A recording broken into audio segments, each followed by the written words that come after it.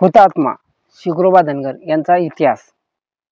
सुमारे 1850च्या काळ जर भारतावर राज्य करायचे असेल तर मुंबई ही भारताशी जोडली गेली पाहिजे हे चाणक्य इंग्रजांनी ओळखले होते आणि त्यासाठी त्यांना रेल्वे मार्गाची सुरुवात करायची होती।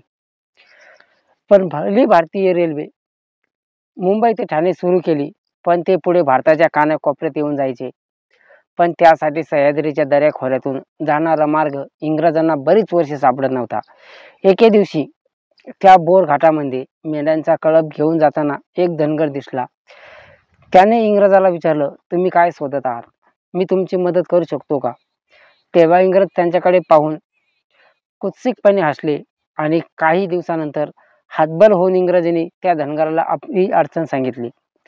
तेव्हा त्याने अगदी सहजपणे त्या इंग्रजी अधिकाऱ्याला मार्ग दाखवला आणि इंग्रजांनी त्या धनगराला बोलून सांग तुला काय पाहिजे अशी विचारणा केली असता त्यांनी मला काही नको, काही द्यायचं असेल तर माझ्या देशाला स्वातंत्र्य द्या असं म्हटले।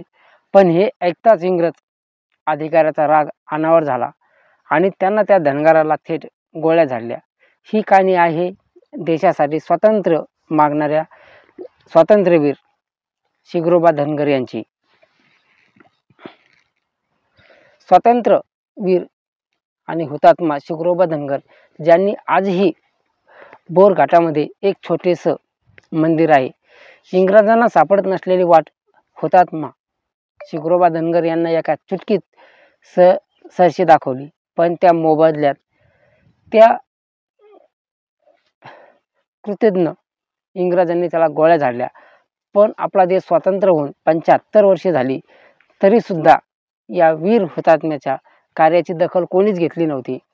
मात्र भाजपचे आणि विमुक्त आणि भटके आघाडी कोकण संयोजक भास्कर यमजगर यांनी शिग्रोबा धनगर यांच्या कार्याला न्याय मिळवून दिला आणि या मंदिरात विजेचा पुरवठा मिळण्यासाठी त्यांना पाठपुरावा केला आणि त्यामुळे मंदिरासोबतच स्वातंत्र्यवीर शिग्रोबा धनगर यांचा इतिहास आजही उजळून निघणार आहे असा विश्वास भास्कर यमगर यांनी व्यक्त केला आहे। 21 जानेवारी रोजी हे मंदिर प्रकाशमान झाले आणि त्यासोबतच आज इतकी वर्षे अपेक्षित असलेला शिग्रोबा धनगर यांचा इतिहासही उजाळत येणार आहे।